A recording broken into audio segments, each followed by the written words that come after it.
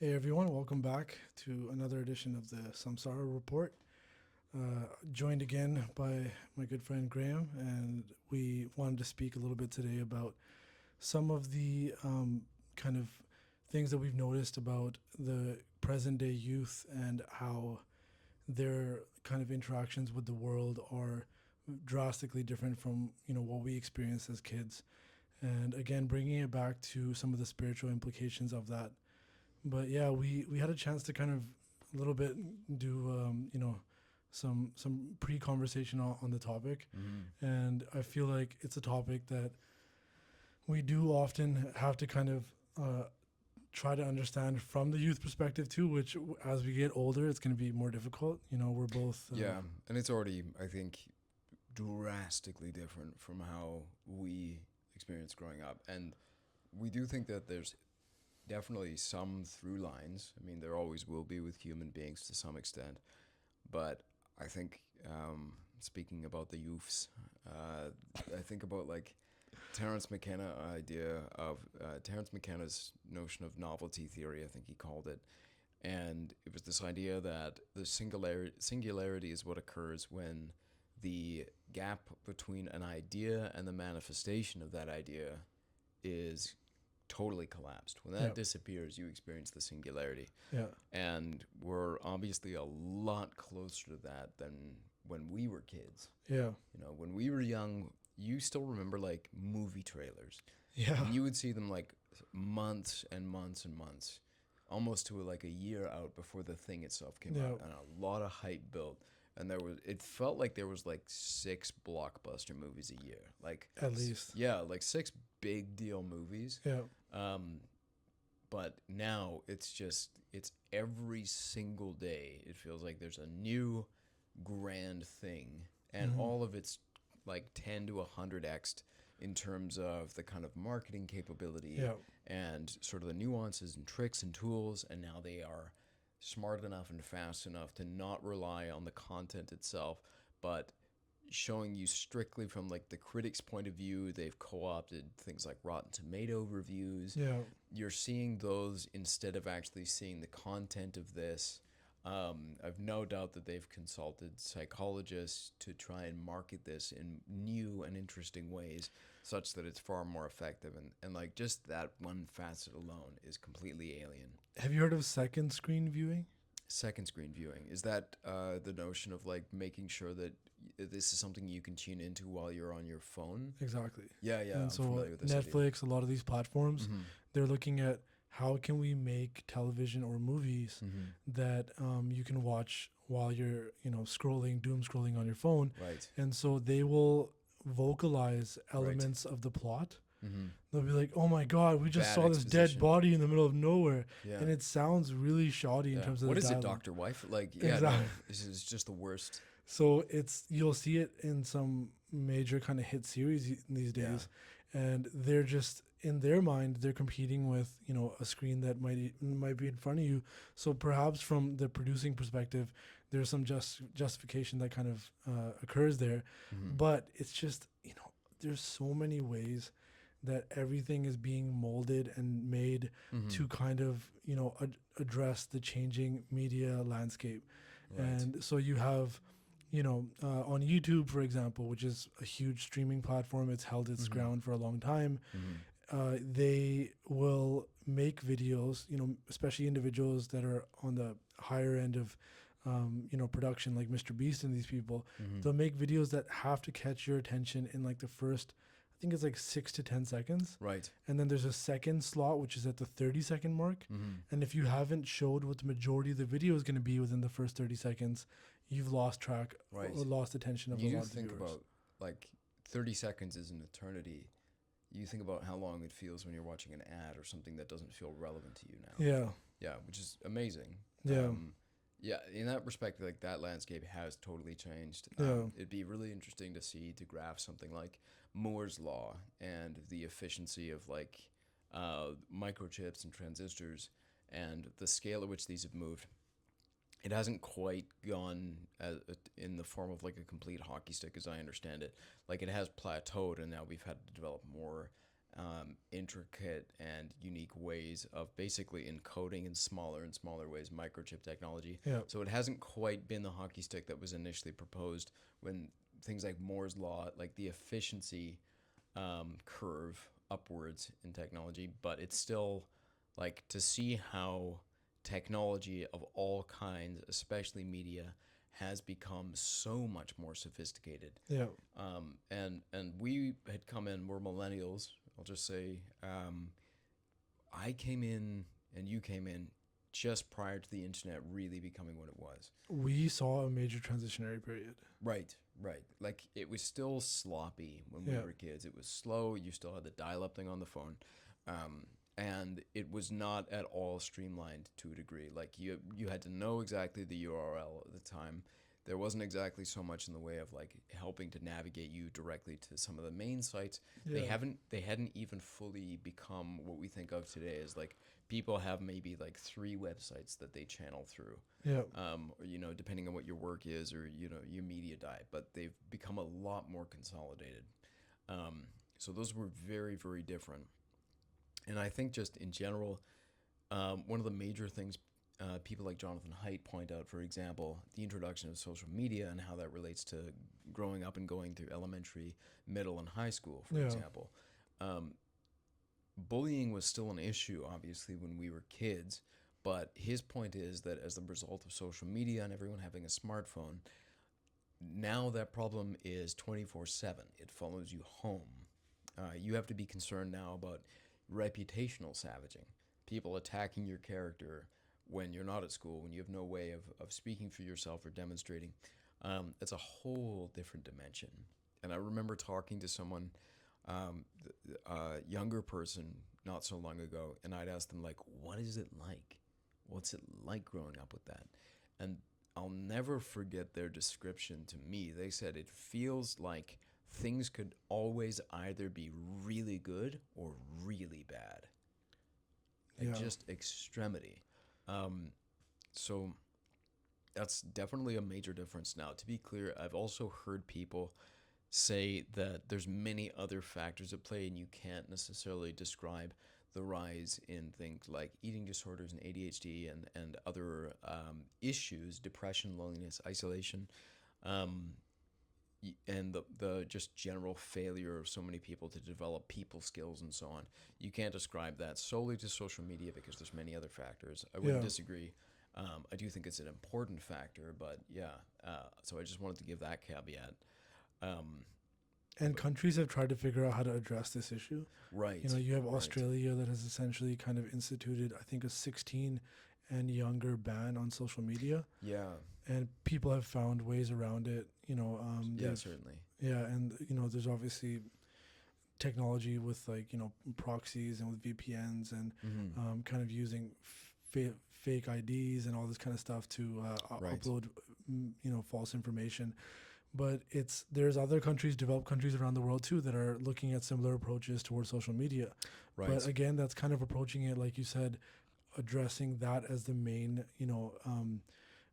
main thing that's actually causing all of this havoc. Mm-hmm. But it's, to kind of go off of what you were saying earlier, the fact that kids these days are inundated with so much information from Mhm. around the world.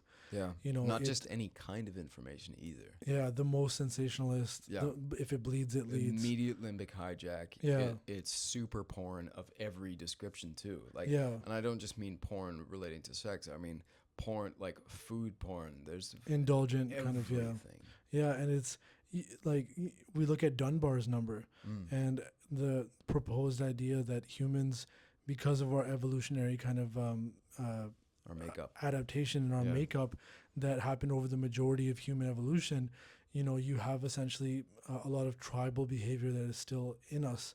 One of which is that we're used to having maybe a maximum of 150 people that you're keeping track of. Right. And now it's, just the number of celebrities or streamers or whatever it is, Right. even excluding your own social network or your family and friends, Mm-hmm. you already have insane numbers of people that the youth are following. Yeah. And And then they that know. phenomenon of parasociality, right? Yeah. Like feeling like you have a relationship with somebody who you have no connection to other than Really through that messes screen. with you. I know this was the case when we started to talk about this, but I'm feeling so old right now. It happens. It happens. Yeah, and You it'll know, happen to you. when you the best indicator is language and how lingo has changed. Yeah, yeah, yeah. I am still trying, just for the sake of trying, to like be aware of some of the recent lingo and stuff. Really? And Well, you're doing better you than know, me, man. I got no patience you're for it. cooked. The only, I see, right? The only Yeah. thing I will say, like I've taken on and I enjoy, is it slaps. That is, Everything else can I go think to hell. that's also expired. So Almost. yeah, Well, I mean, that to me has longevity. That has staying power. yeah. Cap, go to hell. I got no patience. No, for that's that. gone. Yeah, Is yeah. it? Yeah. Well, that just goes to show, man. Yeah, Um, it's the words now. The only way I stay familiar with the lingo is by watching these young streamers and stuff, because they're just seeing how that art form is developing has been Right. really cool to just see individuals like Kai Cenat or right. I And Show that, Speed. to be And clear, that's essentially what's drawn you, is like, how has the landscape changed? yeah, Right, because we still remember. I still remember like when PewDiePie had started and yeah. his story, and He's retired now. yeah, he's got a kid. I think he lives in Japan. Yeah. And like that was back when no one really understood YouTube, and it was such like he started by playing, I forget what it was, but like Slenderman and things like that. Yeah. And that was like a really crazy thing. No one really knew of streamers at that level back then. Yeah. To where it's at now, where you're talking about some of the people like I Show Speed and so Yeah. forth.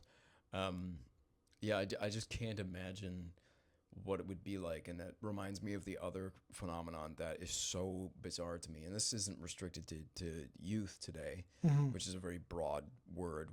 We might define it at a certain level, but it's when I talk to almost anyone now, Yeah. and I find out about somebody with a massive following, millions of people, that I have never heard of, and I might never hear about had I not had this conversation with this person. And I have people like that for me too, like the Outdoor Boy YouTube channel. Yeah, Outdoor Boys. Yeah, he's Right. also pulled himself off, I think. He Now, has. right? Yeah. Yeah, and good for him. But I Yeah. mean, that guy has millions of followers. Yeah. And there's many people that I speak about that have never heard of him. Yeah. Right. And it's such a strange feeling, because when you start watching that, you do get this sudden feeling like, oh, this is ubiquitous. Everybody knows about this. Have you heard of Xander Budnick? No. He's a bit, closer to our age range, but he basically did videos camping out in the middle of like winter and, just kind of like, having basic supplies Right. and being out in nature. Right. He's been doing videos in the Amazon now, in the Himalayas. He's from Ontario. Mm-hmm. And so Wow. seeing that, like I watched from when his channel would, average video would have something like 30,000 hits or something. Right. Right. And now, he's getting massive amounts of traction and has like millions of followers. Yeah. So, but yeah, just kind of highlighting what you said. But yeah, it's seeing this way that streaming has kind of changed the perspective of kids. So I don't know if you followed when like I Show Speed went to China. This was I mean, I've seen like clips and things. okay. But, It was a I've big avoided deal it. because Right. China, obviously, there's tons of propaganda that happens in the developed countries, in Canada and the United States. When relations are bad with China, like they'll talk about them as being, like a savage culture based on the communist kind of government. Right. And then, then there'll be discussions around, like the microchip technology is best kind of represented in China. And now they have this huge burgeoning kind of, electric vehicle industry and drone industry. But he went there and, he visited like I think a Buddhist monastery. He visited like a martial arts academy. He kind of just did different things that are part of the culture. And immediately, like the comment section of a lot of his videos, most of his audience is on YouTube. They were expressing kind of shock that China is as developed and as clean as it is because of how it had been represented in media. Interesting. And so when you have propaganda being pumped out like this, and then you have these streamers that are like representing it in an entirely... They're circumventing it, yeah. So it, I think that the ability for the global kind of governments to actually push propaganda on the population, I think that with media changing the way that it is, Mm-hmm. the youth are, yes, they're like more engaged on, devices, on smartphones, on iPads and stuff, Mm-hmm. but they also are more tapped in than we were at that age, right? Yeah, and in some sense, it's almost to me like they have to be. Like you are really at a disadvantage if you're not, Yeah. in some sense. And more than that, even if it's not something that you consider as a tool for entertainment, as a way of improving your ability to learn and understand and engage with the world, it is, as we mentioned earlier, like it's designed to be addictive. They have put a lot of work into what they call limbic hijack, um, and just like attention farming, and so yeah, they're a lot more engaged as a result, and they are learning faster to do more and more sophisticated things than we were. I mean, just as an example, like the kinds of videos that people are able to create now with very simple, easy to access tools that are just available for the download on a single phone, a single device. Using an iPhone, for example, to film everything. I mean, this was 28 years later is Yeah. what they shot strictly on iPhones. Yeah. The editing technology, now the AI tools for editing, like you can make I mean, that's not even to speak of like AI movies now that they're able to create without having to shoot Have you anything. watched any of them? I've seen like trailers. Okay, there's also Star Wars kind of side stories Right. where they show like after Luke Skywalker, or sorry, Anakin Skywalker is like burned, Oh, okay. and they show the whole story of him kind of getting the suit and how he gets, Right. Goes how to he's dealing rehab. with the death of his wife, Right. or I think they were married at that They point, were, right? yeah. Yeah, so it's it's still a Wait, bit were they? shoddy. I don't remember. It's still a bit shoddy, Yeah, yeah, but it's like just the cinematic yeah, capabilities of it. yeah. Like once it gets better at like the storytelling side of it, and once it gets better at like the dialogue, Right. The audio matching, the textures, everything, and it will. It will. every day it's improving, Yeah, right? and And you'll be able to. And like, I had this fantasy a long time ago of like make Harry Potter, but exactly, shot in the style of like Martin Scorsese exactly, films. exactly, Yeah. exactly.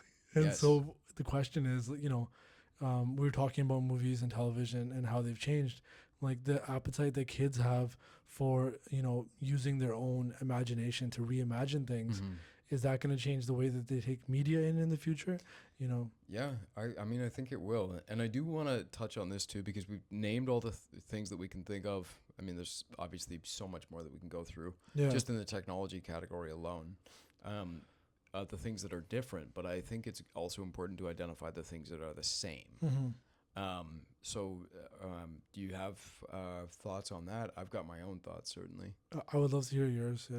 So I think one of the things that I keep coming back to fundamentally is how confusing and baffling and in a lot of ways awful the experience is of being a young person, just for the fact that um, you can remove so much of what we take in the Western culture as not making it easy. I mean, our schooling system puts teens together at probably the most awkward time in your life.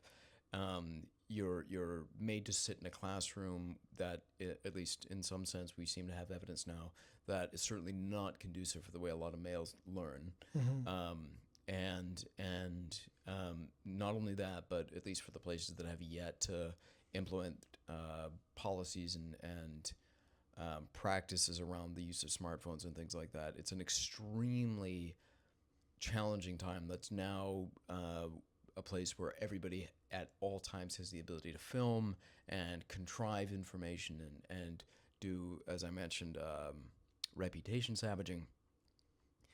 It's an amazingly difficult time, just without any of those things altogether. Like, we remember what it was like growing up.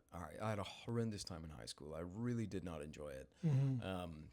Not to mention the fact that, like, in my personal life at the time, personal life doesn't seem to be the right term for like what goes on at home outside of high school, but Family life. family life, sure. I didn't feel safe there. School didn't feel safe. I just remember I didn't know enough at that point to know that my nervous system was jacked up, and I didn't have an outlet. and I had turned to pretty self-destructive behaviors. I was pushing myself too hard in the gym. I was staying up way too late because A, I couldn't sleep, and B, what I would do is like I would watch TV at that time. I discovered like movies and things like that I felt like I could relate to, or TV shows, but that's not conducive. You need to be able to sleep at that time. So I'm not sleeping. I'm pushing myself too hard. At that point I was hurting myself as well. Um, and that was before so much of this had really kind of unfolded into this current level. Mm-hmm. But I remember just like wishing somebody had taken me aside and explained, like, okay, this is how this works. This is how you develop this kind of relationship. Also explaining to you that due to the experiences that you had and your nervous system being shot, not only are you unable to read signals that other people are giving you such that you can navigate socially, develop connections, stay away from bad ones, you also don't know how to interpret properly the signals that your own body and your own mind are sending you. You're disregarding these, or you're taking things on that you shouldn't, and you're running with these. And all of this is conducive with creating more and more challenges for yourself, not less. And there was nothing like that. There's no information like that. There's no, like, I, for example, would love to see a class that's like humaning 101. Yeah, I mean, home ec was like kind of addressing like what they thought was practical knowledge for the home.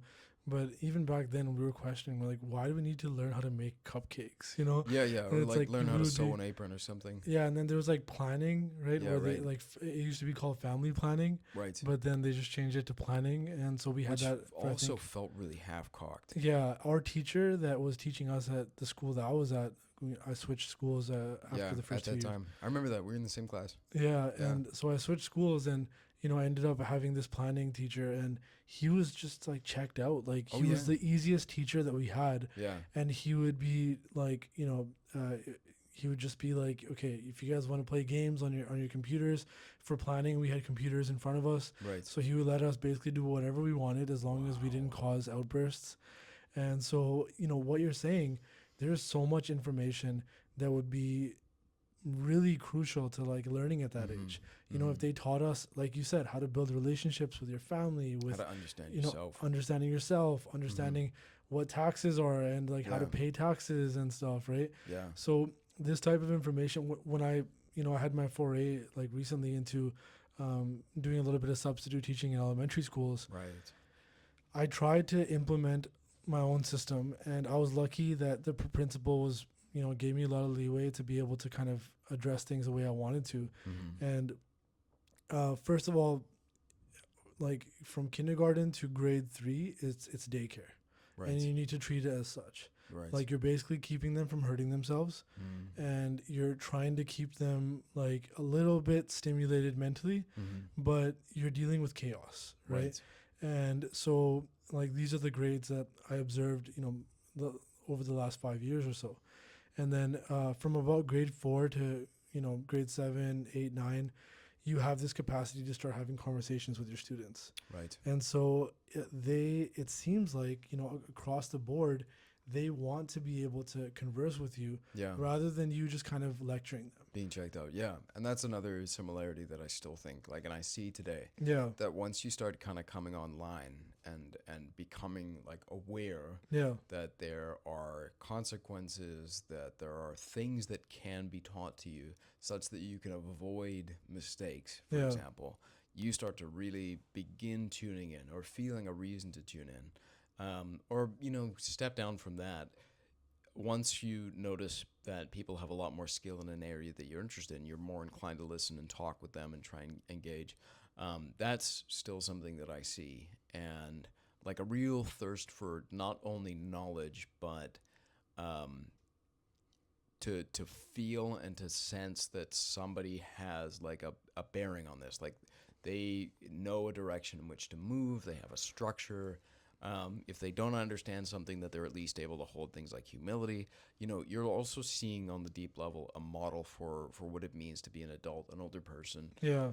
There's all sorts of that. That to me still exists, and I know it's probably taken a hit in a lot of areas because when you and I were kids, we would see examples of that, but they weren't as accessible as they might be now, depending on what kind of social media you're using. Yeah. and just the way things have changed. Like I feel like, and I don't know exactly if this is true, but like I kind of remember a time when politics was boring, and Yeah, that's no longer the case. And when I yeah, see it now, there's a lot of like it looks like a schoolyard fight. Like it looks so unbelievably immature the way people engage on a house floor, for example. Sure, the vocabulary might be a little bit elevated yeah, as compared to a schoolyard, but it's the same like ad hominem, unconstructive nonsense that's happening. And I recognize at the same time that like at least within the framework of a democracy and within a multi-party system or a bi-party system, that you're going to have contention between people not of differing values but each representing their own value, competing with another value. One might be care for people, in the case of Democrats or liberals, and one holding like loyalty and seeing that people are properly compensated for their input, which might be more like the Republican or conservative perspective. Both of those are in some sense important, hmm and they can run aground of one another, because there are people that have by no they haven't made a mistake, but the system is just not sophisticated enough. It's not capable enough from keeping people from falling through the cracks, from having just a really awful rash of luck. For example, a family member dies unexpectedly. They are expected to work and compensate. They're not able to keep that up. They wind up losing property. They wind up on the street. Now there's somebody who's requiring resources to live. There are people that this happens to much more than we would like, and who need a safety net for that reason. And there are people that pay into that and don't want to see that system abused. hmm So like I can hold both of those perspectives, but like so I would imagine the conversation would be really contentious, but in some ways it feels like it's a lot more than it needs to be. It feels like this is really unsophisticated. yeah, This is and stupid. that's part of the conversation that I would have with the kids is kind Mm-hmm. of being open with them that, when we were at a young age, we looked at adults Mm-hmm. and we looked at, sorry, adults, and we always kind of, I imagined, I'm curious if you did too, that there's this magical age. Oh yeah. And when you cross that boundary, that line, you're now an adult Mm-hmm. and you have the capacity to do adult things in terms of, functions and work life and Mm-hmm. making important decisions. We've spoke about this in the past that it seems more like, the individuals that run our society, whether it's politicians, like you said, or it's, adults around us, they are just kind of more individuals that never really did that developing or maturing. Mm-hmm. Rather, they just kind of have a set of, um, you know, of obligations, of responsibilities, Mm-hmm. and there's a inertia and a momentum that gets created there, Mm-hmm. and they just kind of pass through their entire life Mm-hmm. with that inertia, Yeah. right? And so actually growing up, as I've gotten older, I've realized that it's not tied to age, and that's where I was actually kind of blessed to grow up with the religious background that I did. Which is an example. I know what you're going to say, and that's Yeah. one I constantly refer to too, because I've actually not really encountered that kind of symbol, Well, which I'll let you explain. yeah, Guru Harkrishna Sahib Ji Mm. Maharaj was one of our gurus, and basically at the age of, I believe it was 5, he was given Guru Gaddi, which is, he was anointed as being the guru. And, at 5 years old, you would imagine how the public would respond to that. Mm-hmm. There was a lot of people that were having difficulty with it. But when he would actually start to express the spiritual practices and speak, it would immediately gain the trust and the confidence of the public. Mm-hmm. And Guru Har Krishna Sahib Ji actually ended up basically setting up a place to treat people that had smallpox, and kind of meet with them and offer them different treatment, and ended up actually succumbing to smallpox at the age of 8. And so from a Sikhism perspective, where we observe that everything happens for a reason, and even the timeline of that there was only 3 years of guruship that was actually observed in that situation, it serves as an example for us Mm-hmm. that at a very young age, you can have, the level of sophistication and knowledge and maturity of the world that some people might not actually attain well into their 70s, 80s, Mm-hmm. 90s. Mm-hmm. And so it is tough to find these days, but we often will see examples. I saw examples growing up of individuals that just had insane amounts of spiritual knowledge Mm-hmm. and could speak on it Mm-hmm. and had memory that is unmatchable in terms of memorizing like hymns and prayers and stuff. Mm. So it was very peculiar also to see that individuals that started off with this crazy amount of momentum, Yeah.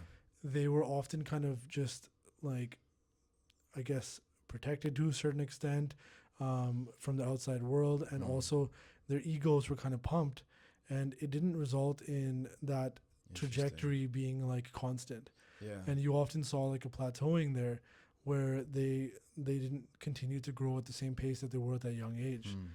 But it's difficult to imagine societies around the world that know how to deal with wonderkins in the spiritual sense. Right.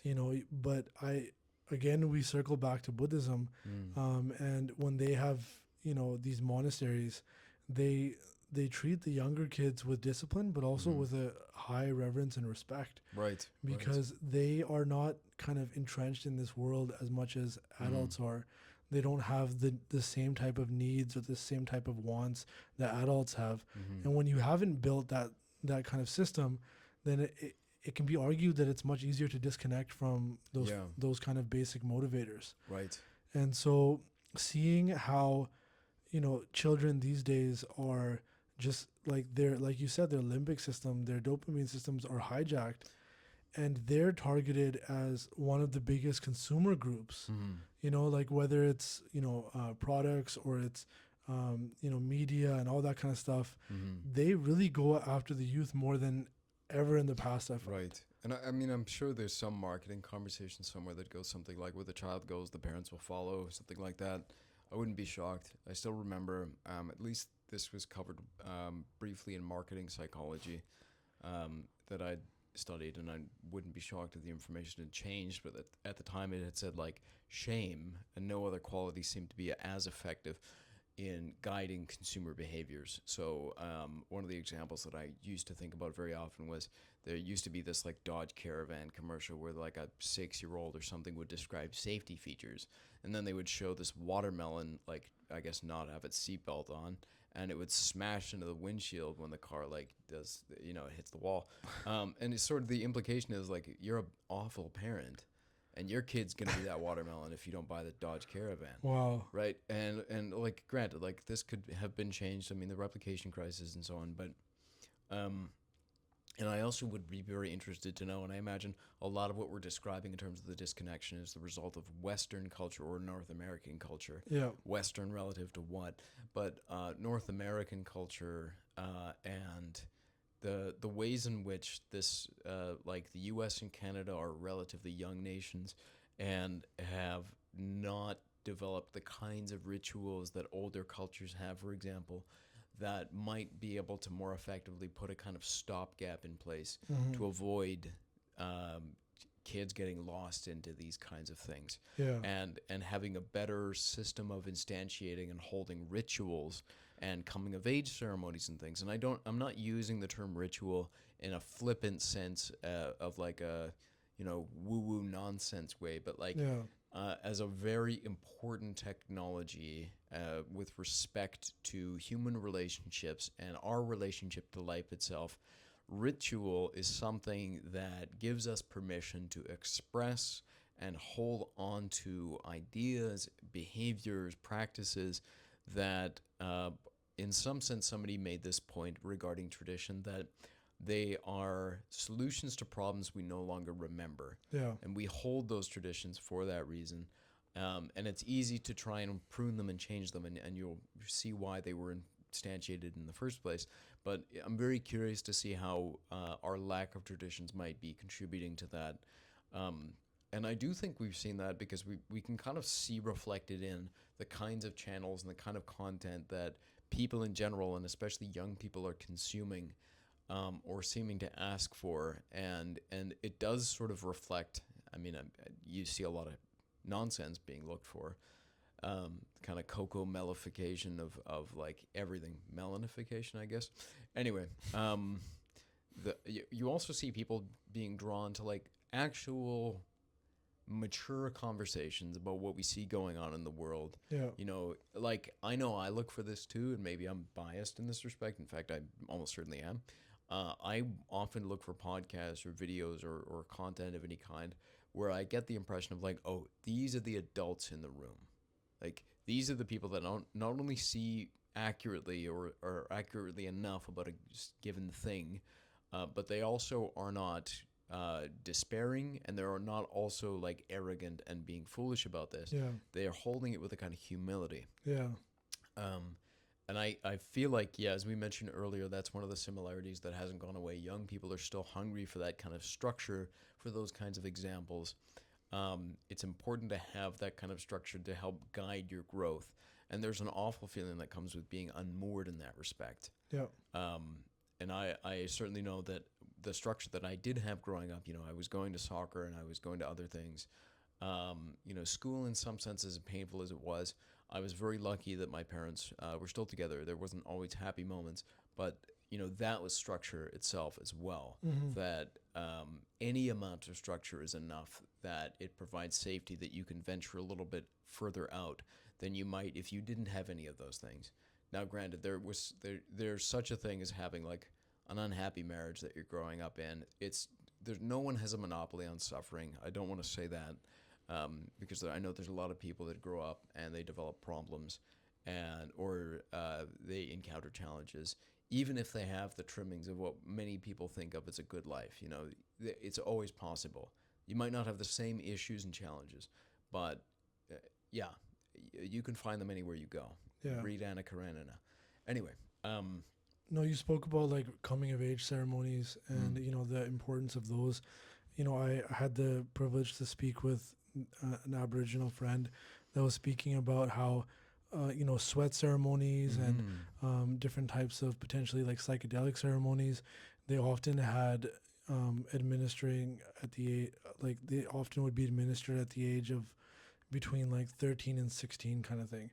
And we look at that these days, and even if it's not psychedelic, even if it's like a intense sweat ceremony kind of thing, we imagine that we would never subject kids to that these days. Right, seems cruel. Yeah, it seems cruel, but the idea that that friend shared was, their specific tribe and group here, which is based in based in Canada, they believe that at around that age, you start to build metaphysical roots into this illusion world. Right. And they're basically saying that if a chop is done at that point, where you chop those roots or you shock those roots, it doesn't allow them to strengthen to the extent that they would if never intervened with. Interesting. Right? And so it's very difficult, especially when you try to imagine with your own kids.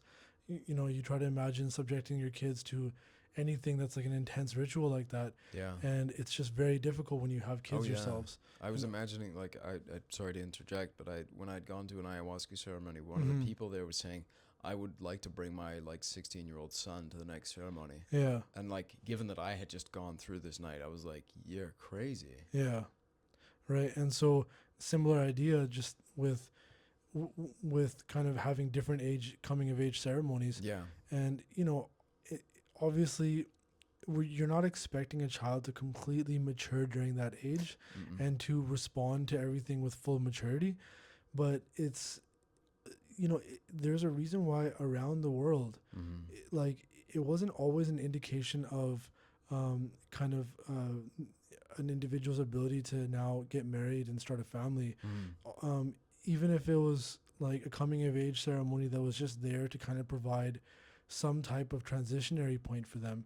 Right. It kind of started to present this idea that like, you are now meant to move into the next stage of your life that is going to require a different level of thinking, a different level of maturing. Right. And deeper than that, there are forms of learning that it pains us to say can only be accessed through things like adopting responsibility that you feel is greater than you can handle. Yeah. And worse than that, there are some forms of wisdom that can only be accessed through suffering. Suffering. Yeah. Right? And we wish there was another way. Exactly, but few things in life come easy, right? Yeah. Like a few good things in life, right? And so that that kind of way of addressing the youth, it's something that is becoming seemingly more difficult these days. Mm-hmm. You can't kind of even talk about the idea of putting kids through those type of coming of age ceremonies, because you'll be considered like um, you know a, a parent that's not doing a proper job of protecting your children and keeping them away from potential sources of harm. But like extreme examples are out there where you have, in Greek society, in I think parts of uh, Like ancient Greece, you mean? yeah, Not modern day in Greece. ancient Greece, Yeah, yeah. and in like ancient Siberian societies too, Mm. where they would send a child out into the wilderness Right. with basic, Minimal. Yeah. To like a do like a knife, walkabout, essentially. yeah, and have like a knife Right. and be able to fend for yourself. Yeah.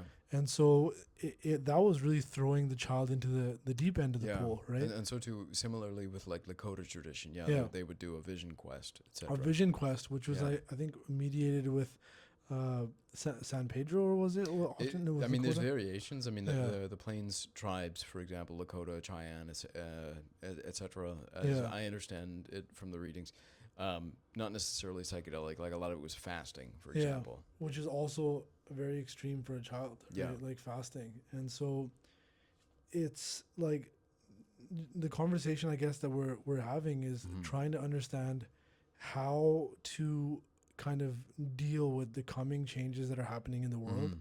and how a parent or an educator can actually, better prepare those children for entering the workspace, entering the world. It's like we saw Gen Z come along, and Mhm. they were presented as being these really super young people and now they're transitioning into the workforce, right? Yeah. And so seeing that happen before our eyes, where you see Yeah. these clear youth that you already feel disconnected from, whether it's lingo or culture, and then now they've transitioned into the workplace. That was definitely a humbling moment for me, just seeing, the this working system just keeps moving, right? Yeah. No, And it's a very like I think everybody maybe I'm just speculating goes through that period of thinking like it kind of ends with me, yeah, right? And no longer. yeah, But no, you're right. And I'm not. I will say like I don't have kids, so like I hope no one's neither do taking I. anything that I'm saying with anything more than an ocean of salt.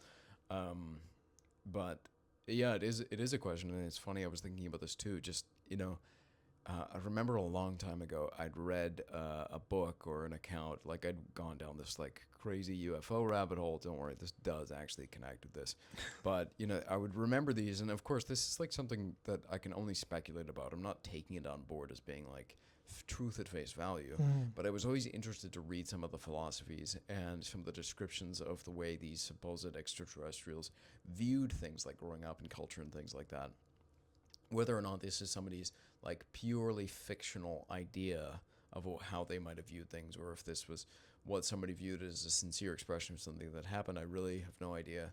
But I remember when they had said like, well, like how do you structure your society?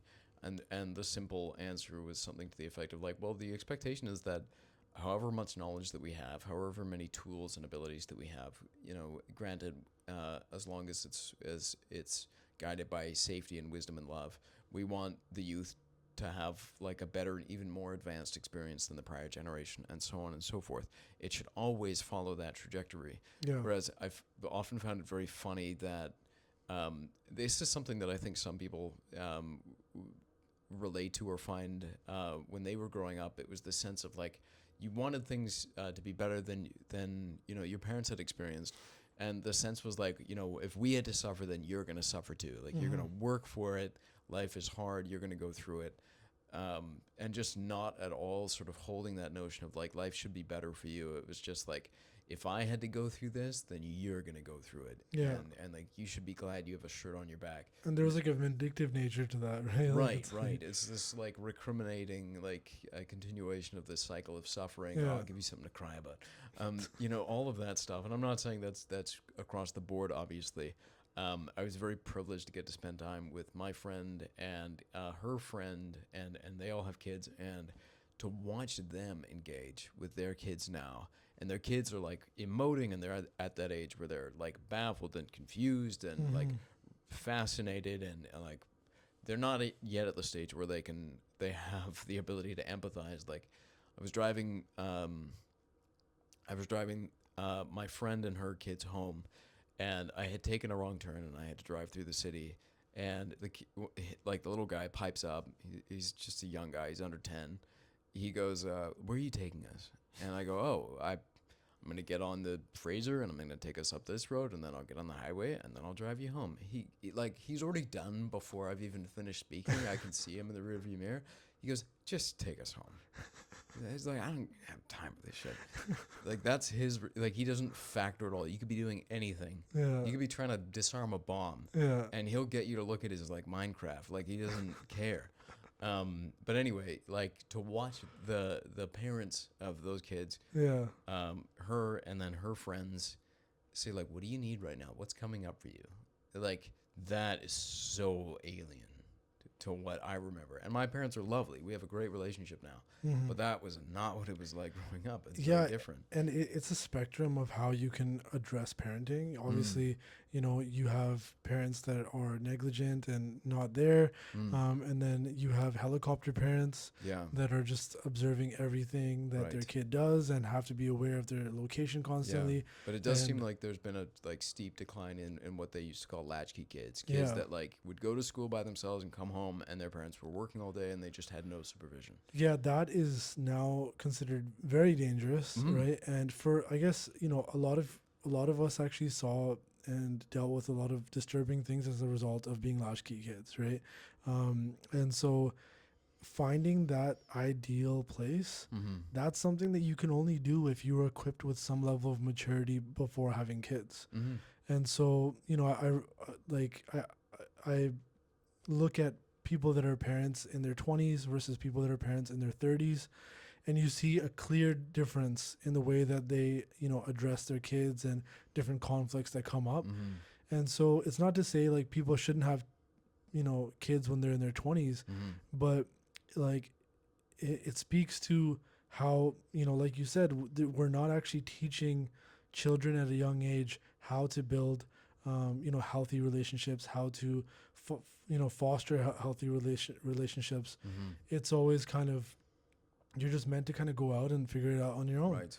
And if you're not doing that, you're just kind of mimicking whatever you learned from your own family dynamics and your parents, and that might not be healthy either. Right. So it's, when I look at this too, to be honest, like I've had this conversation with you and with other friends, you know, if we actually looked at parenting for the importance that it actually should exhibit and the importance that it should hold, you know, you shouldn't tell parents this is exactly how you have to do it, but you should provide parents with the resources and the information that actually allows them to have a general idea.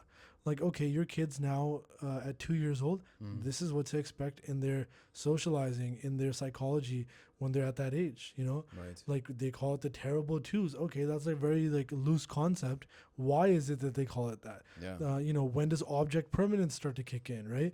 And so like parents go out there and they just kind of have to find literature. They have to find resources on their own. Yeah. And then they have to determine whether or not it's viable.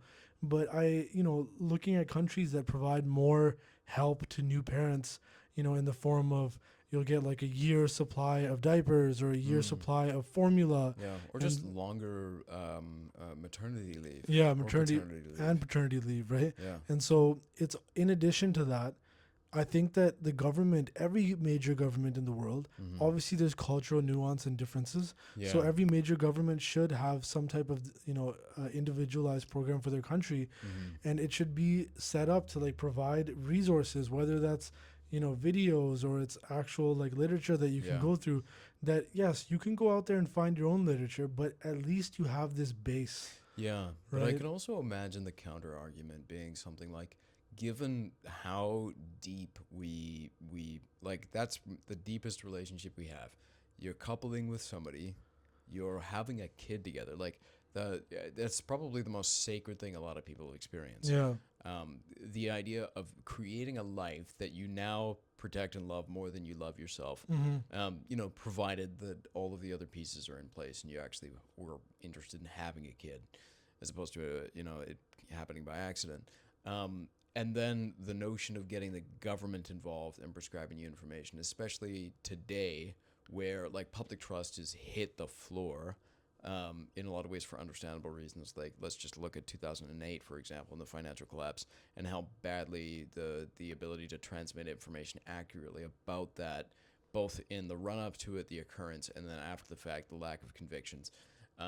I can understand why public trust is on the floor and why people wouldn't trust the government then to supply them information about Can how I to raise intervene kids. on that? Yeah, by all Yeah. means. So basically, I'm like, talking out of my butt, but no, I'm just saying. we have policing. Mm-hmm. We have like child and family services. Yeah. That if it goes too far, Mm-hmm. and you know you're essentially being negligent parents or whatever it is, Mm-hmm. they'll intervene then, Yes. right? Yeah. So the argument I'm trying to make is that, like, set up parents Mm-hmm. to not get to that point in the first place. Yes. There's gonna be outliers. Right, and You that's like that's the ideal scenario where it's a very hands-off approach, Yeah, but it's saying here's resources available to you. that's what But I'm saying. Yeah. and of course, I'm not trying to distort that point. I do think it's a good point. Yeah.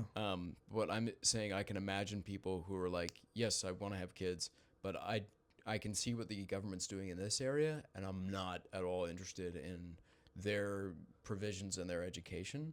Not to say that I think that that's the majority of people. I'm just saying that I can understand why lack of public trust leaches into that area too. I mean, I get it. I think that like parents are very willing to accept, financial aid as it comes from the government, and it could be argued that, that's essentially allowing for the government to very much, be a part of your family system, right? Yeah, and I And do so- think in an ideal scenario Yeah. where all things work well together, given the amount of knock-on effects of having families that don't have the resources they need to raise their kids, to educate them, to function, to hold the kind of structure necessary for everyone to have a healthy life. Yeah. The kind of knock-on effects of lacking that are phenomenal in terms of implications for crime rate, in relation to the dipping into more of the social safety net, etc. Like all of these knock-on effects that come from not having the ability to properly structure that and live safely and live without fear of famine, etc. Yeah. I do think that is the ideal scenario. Yeah, I mean, and like, I guess what I'm also trying to say is we already have systems in place in a lot of countries in terms of social programs and that kind of stuff, but it's just about strengthening it and giving a bit of direction. But yeah, it's confidence in government is starting to wane over time, Yeah. and so I get where you're coming from. It's just I think there is something you can provide parents, Yes. and whether or not they choose to actually look at those resources, that is up to them. But if it's like similar to the vaccine programs that are out there, like I agree in some of the basic vaccines that exist that they should be administered to kids. I also, like, into my adulthood I take tetanus vaccines, I take Hep A and B vaccines and stuff, and twin Ricks.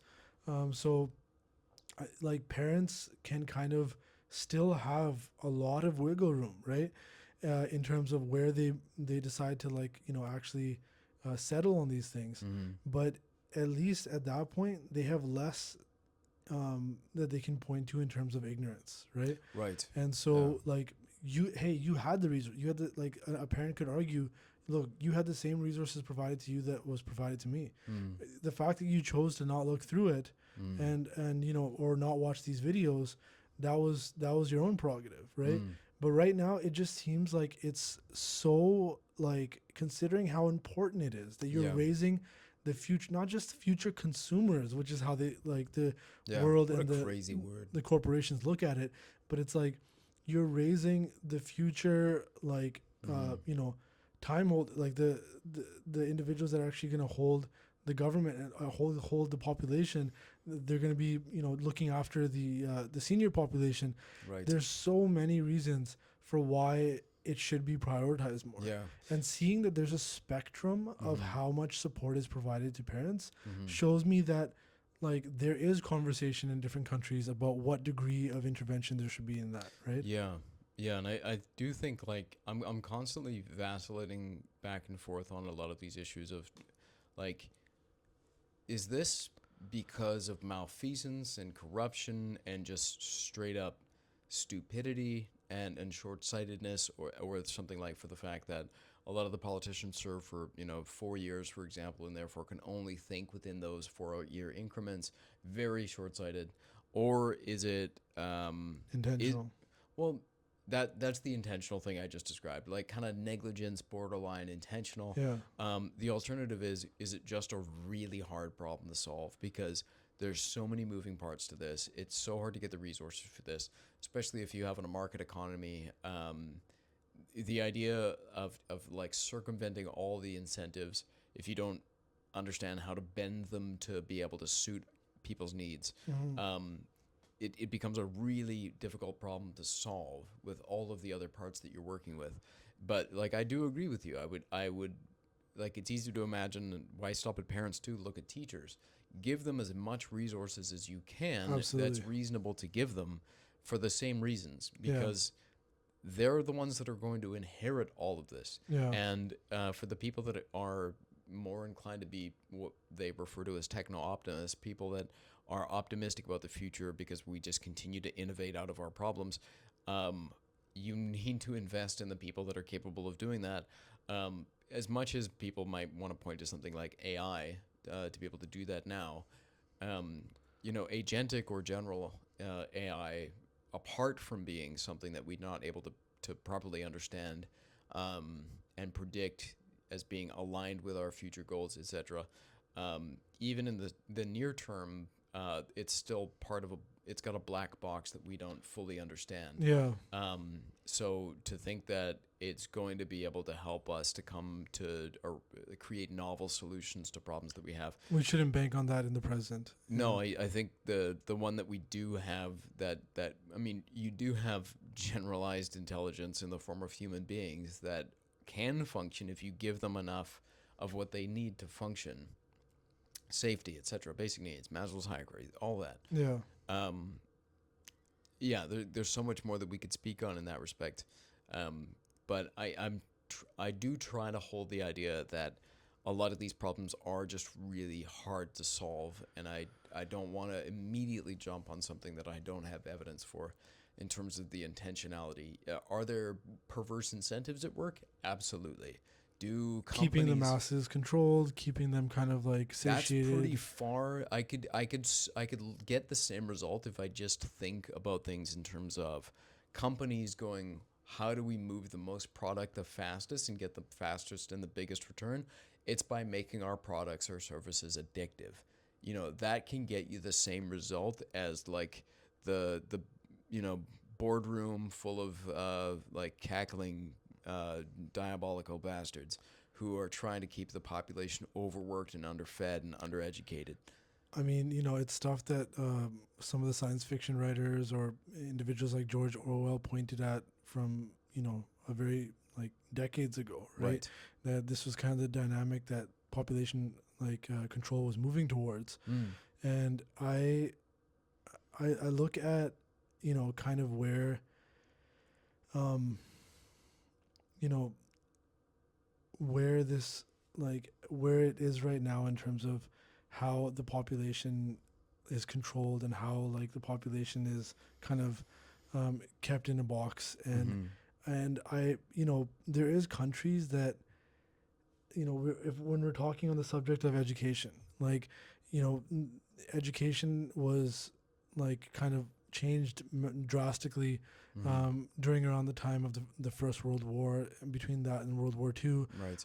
There was, I believe, I'm trying to remember which country it was from that had this system of education where you don't question the teacher, you answer to a bell, you walk in lines, and that was instituted, and now it hasn't really been shifted out of. Then you have countries like Finland, we look at Scandinavian countries and how they empower their population, and a Right. lot of the support that exists for families that I'm talking about, it exists in those countries. Yeah, Right. there are certainly models. I And agree. so when you look at the politicians there and how they speak about these things, it looks intentional that they're putting their time and resources towards bettering the society. Yes. So that is, when you see examples of developed countries that have that in place, that's for me proof, right? And it doesn't have to be proof for our listeners or for yourself, but for me it's proof that there's an intention behind not doing that. But And not so do you not also think though that like there are certainly different factors, like Finland, for example, a homogenous society and smaller population, less terrain. I mean, so we don't have to look at the United States, but our population in Canada is tiny, like compared to the size Right, of 37 million yeah, counting, and give or like take. which is California's population, right? Right. And so I don't think that any of the problems in our society, especially based on how big our GDP is, Yeah.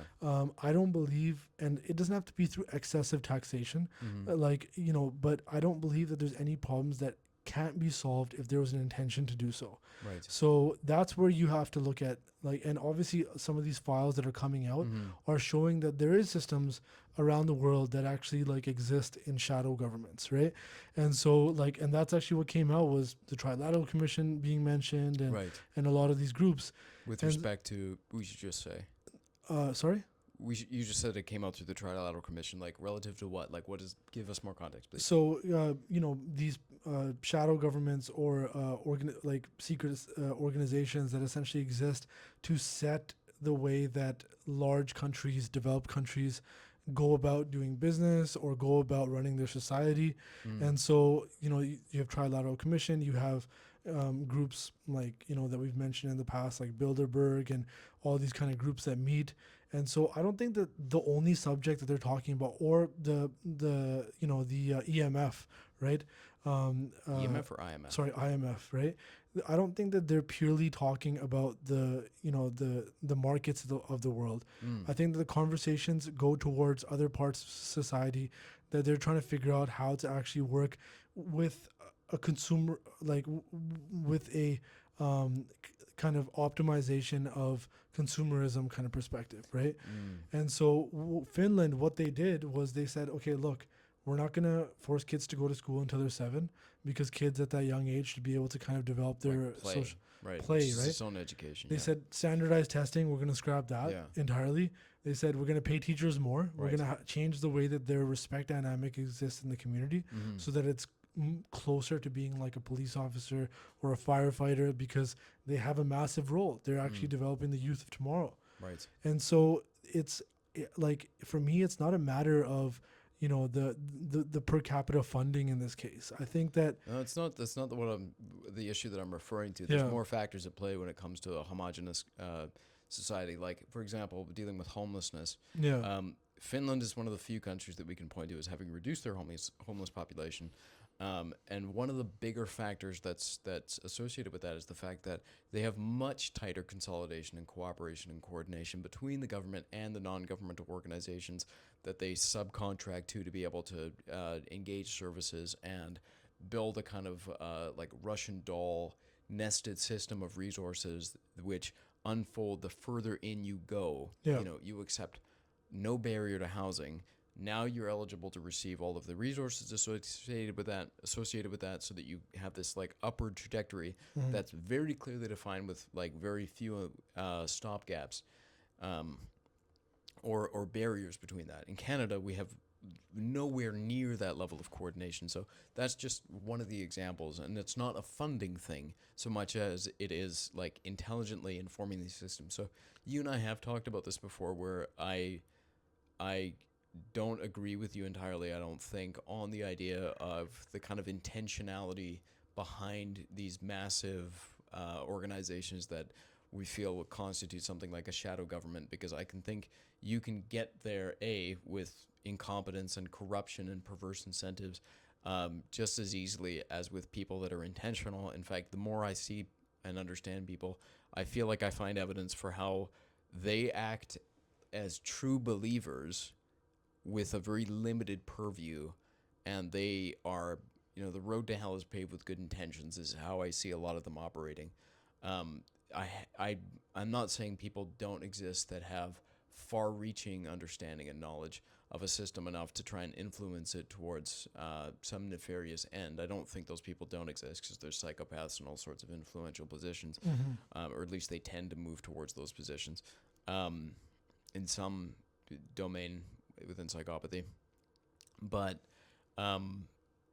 yeah, it's partly because I'm trying to look at it like, okay, what's actually going on, and to come down hard with any claim of one thing or the other is very tricky for me. So I did want to say that, but I know certainly part of the problem is not being solved. Yeah, could it be solved with better thinking and better intentions and people not taking the easy route or taking cash, instituting short-term thinking and so on? Yeah, but I think a lot of it could also just be that these problems are really hard to solve, and there's no perfect mapping from Scandinavian systems over to some like Canada, for example. I wish you could use a different example that had a larger population, because I think it can be directly mapped over, right? And it's like sure, there's a diversity in the population, and obviously going to be a variance in the way that parenting is done, for example. But it's like when I went there and I experienced Norway, for example, Mm-hmm. it has a pretty diverse population. Like obviously the vast majority is that kind of Norwegian. Norwegian and Scandinavian blood, but I met like members of the Indian community there. I met members of different like African communities that were settled there, and the quality of life there, the terrain there is very difficult, right? It's very difficult to build on and very difficult Yes. to build infrastructure on. Yeah. They're individuals that figured out how some of the best tunneling technology in the world. Yeah. Oh, and the Dutch, like they looked at a swamp and they like that's partly what's contributed to their ability to establish the Dutch East India Trading Company. Like Yeah. they had to figure out how to live in a swamp and build and develop irrigation systems, deal with water, and in some ways like that gave them a major edge. At the 17th and 16th century. At least I don't recall exactly when it was the case, but yeah, like I do think that there are minute differences that we can't easily factor for that contribute to these kinds of things. There's a reason why they are the way they are, and there's a reason why ours isn't the way theirs is. Yeah, for us, I look at the influence that American society and American businesses have on Canadian business. We don't have direct lobbying, but in the same way that the States has. Right. But I've worked managing the taxi industry, and I've seen the type of lobbying that like Uber and Lyft did in Canada, and basically as a result of the amount of money that came from those corporations towards politicians, it resulted in a de facto like same product as what the States had. They essentially pushed out all competition, and so I think that's the major issue, is that we've tried to be this younger brother of the States for so long, right?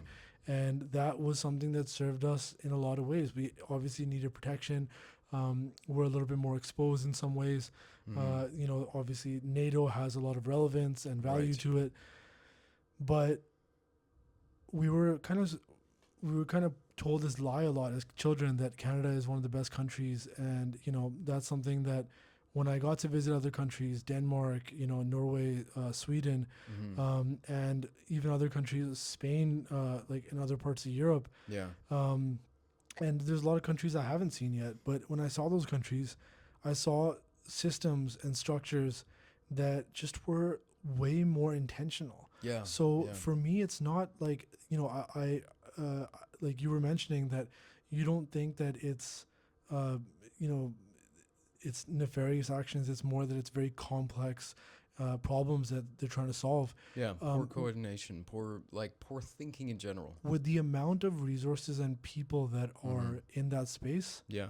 for me, there's no excuse. Like, it's just they have all the time and all the money Yeah. to figure out the solutions. And I do agree with you. Like even if the problem is intractable or not intractable, even if the problem is complex, I do agree with you. I think it's not impossible to solve it because we have solved so many other complex problems. It's not me trying to excuse it and say that it's okay that it is the way that it is, because to me, yes, we can always improve. The reason I at least introduce the possibility of another explanation is because I think a problem half solved, or a problem well understood, is half solved. And how you approach the issue as being either the result of like corruption and direct malevolent behavior and willful ignorance, versus that this problem is challenging. We have a coordination issue. We don't have systems that make it easy to override the incentives that we have. You're right. I think Canada, growing up, developing next to the U.S., that has a far bigger country with a far bigger reach around the world, with a bigger budget, etc., has allowed us to not have to take steps that other countries might have had to make, and as a result, we've kind of atrophied in some important ways. That seems to be the predominant feeling. Right. I do think that you can solve the problem faster by understanding it, and that's one of the reasons why I introduced the possible explanation. Not because I think yours is a bad or wrong way of thinking. I want to understand what it could be, and what I think it's important to try and figure out what that is, because getting it wrong can make it worse. So my argument would be that right now Canada is in this in-between space where it's open to interpretation to allow for people to imagine that it's perhaps not the doing of nefarious actions or corruption. But when you look at other countries that are slid a little bit more towards the obvious, like Nepal, for example, right? There was this massive uprising of Gen Z protesters, and they overthrew the government, right? And it came as a result of just absolute blatant disregard for the public health and for the public's quality of life. You had, I think the prime minister or the president's child had just like this Christmas tree made of luxury items, like was, while people are struggling to get, enough meals in their day.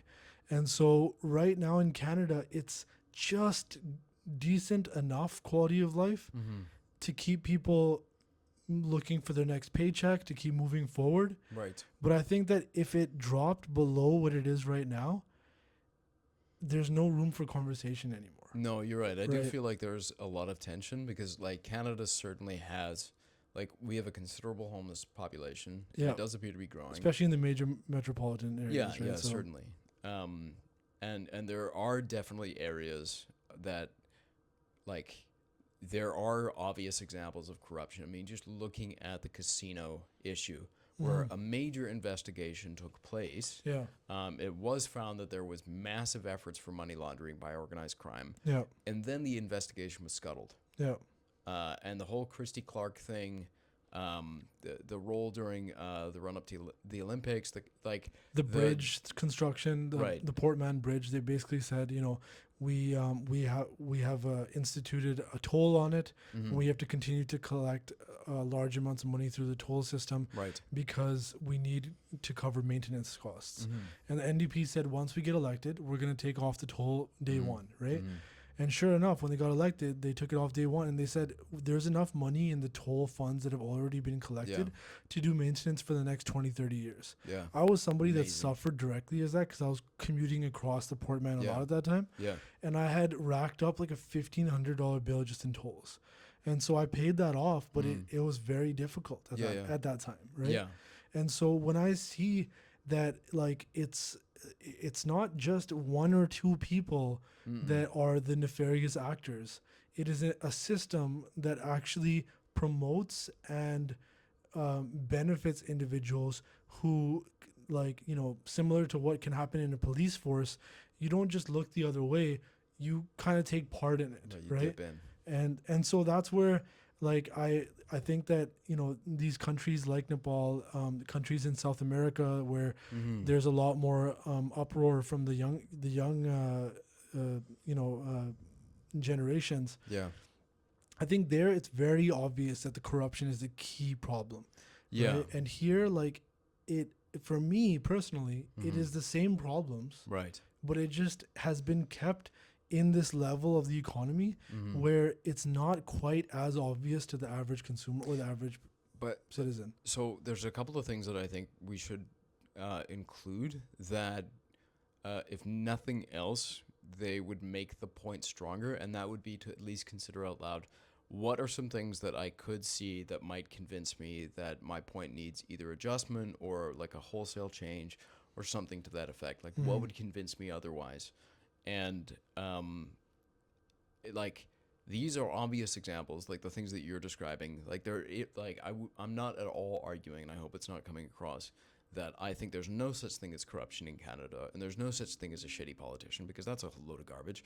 There's a bunch of terrible people, but there are systems that function well enough, often enough, that it's not abject hell, right? That's what I mean by they keep us just at that. But at but that. even the notion you're saying, like, they keep us, like Yeah. like there's a board. In that this case, I'm meets- just talking about the government. right. Right. But like maybe that's a point that we don't find agreement on in this podcast alone. I don't know that there's a they that are like, make sure the trains run on time, but make sure the cereal prices in the grocery store are disgusting. Like, I don't know about that. But given that we're talking about this for a long time, I don't want to kibosh what you might say next. But I do think, for the interest of time, before we end this, we should offer things that we wish we had heard when we were young people.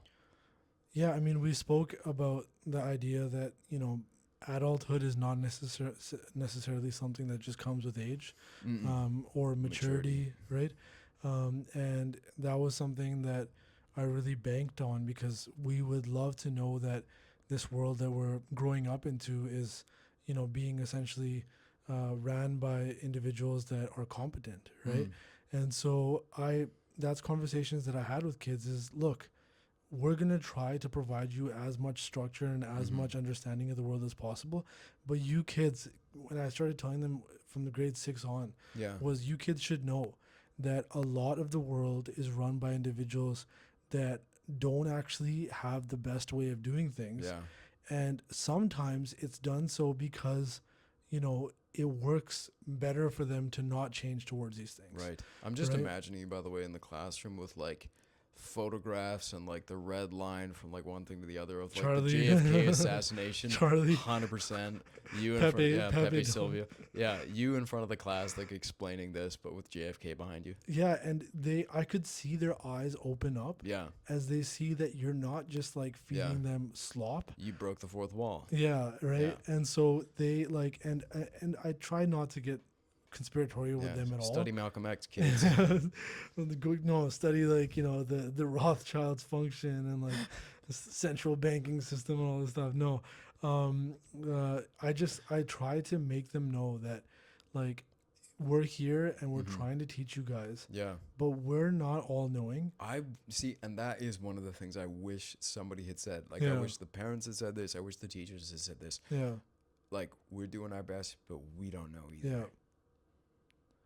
And they get surprised hearing that. And It's scary. And they It's scary. value honesty. They do. Like, you're leveling with them, and I think that is so much deeper, and it's so, like, you're not infantilizing it at all. Yeah. You're and like, as scary as it is, and it really is, because like there is false security, but it feels real when you're a little kid, feeling like someone somewhere has it. Someone's got it figured out. Yeah. But no, someone turning around and saying like, no one's driving the bus. No one. Horrifying. And not scaring them. Yes. Like telling them, okay, look, the world, like not echoing Yeah. the same sentiments as Greta Thunberg, Right. saying like, because frankly, like a lot of the projections that were made, you know, whether it was inconvenient truth or it was all these kind of things, Right. they said that all the ice caps would have melted by now, right? Mm. And so, like, giving them an idea of what the The world's scale, yeah. right, but not just doing so to frighten them Right, or into submission foment kind of thing. despair. Yeah. Right. And that would have been a beautiful thing too. And to me, that's one of the things I look for as a sign of wisdom, of somebody who's able to give me information, but also demonstrate to me that they have at least a shred of humility. Mm-hmm. You know, this is to the best of our knowledge what's going on. However, we like not only is this limited, but all of our systems of communicating and coordinating are themselves limited as a result. This is as best we have right now, but there are just as many like even as our ignorance might contain threats that we can't anticipate, it also contains solutions and good things that we don't understand. Yeah. Like that would have been ultimately so much more refreshing to hear. Yeah. And I think it does demonstrate, like it would have more accurately demonstrated maturity to me Yeah. than somebody who's trying to do the face value authority figure thing. Absolutely. Another One is like, okay, you turn 18 years old, you're going to be graduating high school soon, whatever. Maybe you'll graduate high school in 5 years. Yeah.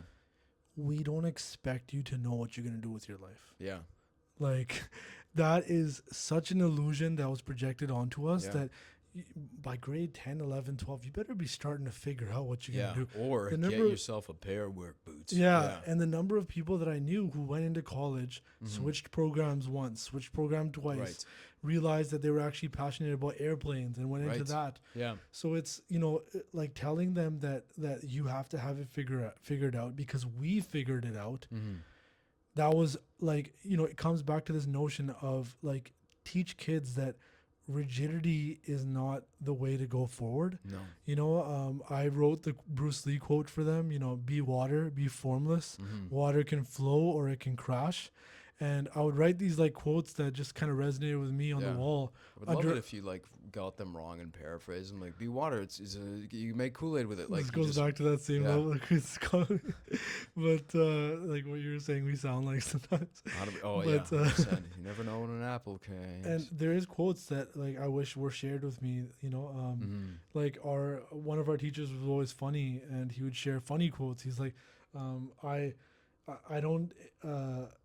You know, I'm not prejudiced. I hate everyone equally. And we're like, ha ha ha. But it's like rather like an actual thought-provoking one. As much as I love comedy and, you know, the kind of lighter side of things. Yeah. But telling somebody that, you know, a man convinced against his will is of the same opinion still. Yeah. Don't waste your breath on trying to convince people of your perspective.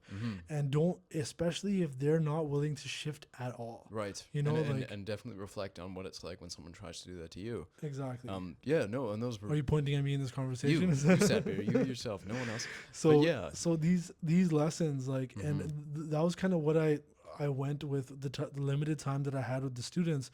I approached it with what would I have benefited from, you know, hearing from an adult when I was young, and it was often these kind of points, right? You know, and so, but how about you? I do want to acknowledge before I share a little bit that like you mentioned like the sense of humor at the end, and that was another point of wisdom that I looked at because like as you age and as you look at the world more clearly, or at least you at least by 25 your prefrontal cortex is kind of online at that point, fully, and you're seeing things more clearly. There's a lot of ugliness that can come up at the same time, and so to me, when people were able to hold that is the ability to see the world a little more clearly and still have a sense of humor, that to me demonstrated a kind of grace and wisdom. So that's another proxy that I kind of look for now is wisdom. Humor aligning to things. And not just any kind of humor. I think that can be broken down further, but at least the willingness to be light, because it shows like, okay, we can do the despairing thing, but I'm going to try and act and demonstrate behavior in such a way that like I am very intentionally orienting myself towards trying to solve the problem while not letting it consume me. And there was a lot of despair pushing on us, especially on the climate change subject. Right. The way that I felt growing up on that was we're screwed. Yeah, we're done. We're done. Yeah. you know, Good luck and getting an MBA. It's not going to matter. Yeah, whatever it is. a lot of that kind of stuff. Totally. Right? And sorry, continue. Yeah. Though. Yeah. I do echo the points that you just made regarding things that would have been nice to hear. It would have been really, it would have felt like I had been shown a lot of respect if adults had like really leveled with me. Yeah. Very few did, but some did. Another thing to me that I have had to discover that I find really beneficial, it's not true across the board, but it's a useful way of orienting yourself. To me, is the right thing to do is very often the hard thing to do. Yeah. I find that's useful because being ethical, as you and I have talked about, is expensive. It's expensive in terms of time. It's expensive in terms of resources. It's expensive in terms of money. Yeah. It does pay dividends in the long term, but in the short term, it's expensive. Yeah. But it is what will allow you to sleep at night. That's something that's been really useful that I wish somebody had explained to me. Granted, I can't control. There was long periods, especially when I was like quite young, where I just seemed incoherent. It's a big blur, and then Pokemon shows up, and then it's another big blur, and then Yu-Gi-Oh. Anyway, which I was always on the periphery of, just to be clear. But beyond that, one of the things that I would have, I think, really really appreciated was being introduced to the kinds of lessons that you learn through things like martial arts. Yeah. I know it's a similar lesson that it's a hard thing to do, but at least one of the things that I learned from that, is jiu-jitsu, especially in boxing, it's that there's many different ways of solving a problem, and you can't expect yourself to fully grasp something. You can actually, in certain environments, safely keep bumping into it until you develop things automatically. And this kind of dovetails into the next thing for me. It was just this notion that like there's certain things that you can learn and develop in that is going to be the direct result of your trying, your effort, your understanding, your testing. But then there's certain kinds of knowledge, and there's certain important things like healing, for example, that are not the result of anything you do. In fact, you trying to do it is actually going to be a barrier to it working for you. I wish somebody had helped me to understand that relationship with things. And then I think finally, I think I was very fortunate because I didn't grow up within like a tight religious upbringing. I felt a lot of freedom to be able to explore different ideas. But I would have liked to... I would have liked to have been exposed to more of what I think of as the benefit of that kind of structure. There are a lot of ethos. There's a kind of ethos that I think that comes from certain things like Buddhism that we've talked about. Yeah. That is the emphasis on experiment. If you don't know what to do in Buddhism, for example, it's like don't take this at face value, but experiment. If you feel despair, try this. Yeah. Don't expect results. Just notice what happens organically for you. I know that's not the case for all traditions, and depending on the kind of level that you find yourself in, maybe all traditions at like the utmost expression, they do a good job of showing you a kind of liberal approach to thinking, and they dovetail with, higher aspects of spirituality and humility as being an ultimate expression. At the lower level, it's very rigid and very tight and doesn't allow you to actually do any of that. So obviously there's variations there. But those were some of the things that I would have found really helpful. And then just maybe more than that, just to cap it all off. The notion that to what you described as parents being real or adults being real with you, somebody just explaining like life is really, really hard, and don't beat yourself up if you're having a rough go of it. Yeah. And this is something that I'm able to say now to younger people when I interact with them, whether it's teaching or it's in my work. If younger people join the team and they come to me and they might be like, I'm so overwhelmed because I work in the mental health field and people are seeing some pretty raw things sometimes. What I've taken to saying to them, at least, is things like, if you find yourself feeling anxious and you find yourself feeling depressed, it's possible that that's actually a really good sign, because a healthy person shouldn't look at the world and shouldn't look at the horrors of what's going on and feel good about it. They would feel depressed. They would feel anxious. Staying there might not be beneficial to you, Yeah. but recognizing it and using that signal and feeling it, importantly, is something that might serve you. It's going to inform your compassion. It's going to inform your understanding. And if you want to respond to the world and help people, there's in some ways no better way than you being able to first learn how to attend to yourself when you're feeling this way. Okay. Yeah. Anyway, I feel like we could say more on this, but those are some of the big ones for me. No, that's awesome. Thanks for sharing those. Likewise. It always gives me something to think about if I find myself back in that role of, teaching kids in whatever capacity as a substitute teacher Yeah. or whatever. You tell teachers kids to seek depression now. Yeah. Just, giving them that reassurance that this is not, your life is not directly the consequences of your own actions. There's factors that are outside of your own control, and you shouldn't blame yourself for things, right? Right. And There's things you can control, but yeah, there's a lot more that are outside of your scope. especially at that age, Yeah, right? totally. Yeah, amazing. This was great, and Likewise, I really appreciated this. yeah, and honestly, it's always something that we're working on, but I love that our conversations are going towards things that kind of cause inward reflection in our own experiences, and that's always therapeutic in a sense too, right? Yeah, So and I do walk away from these feeling like, boy, do I actually have that right? Like, should I go back and re-examine that? And Yeah. of course I follow up, like, not a chance. No, of course.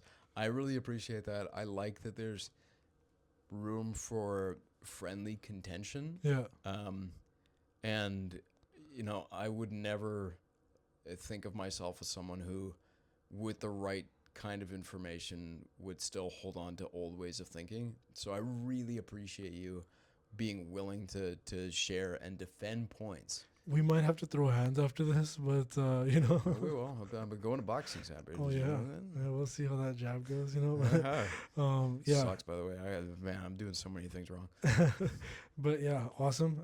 We'll definitely, try to come back to this subject at some point in the future. But for now, Right. This isn't over. yeah, round one, man. But thanks everyone for watching and listening, and we look forward to putting more of these out for you guys. Yes. Thank you. Take good care.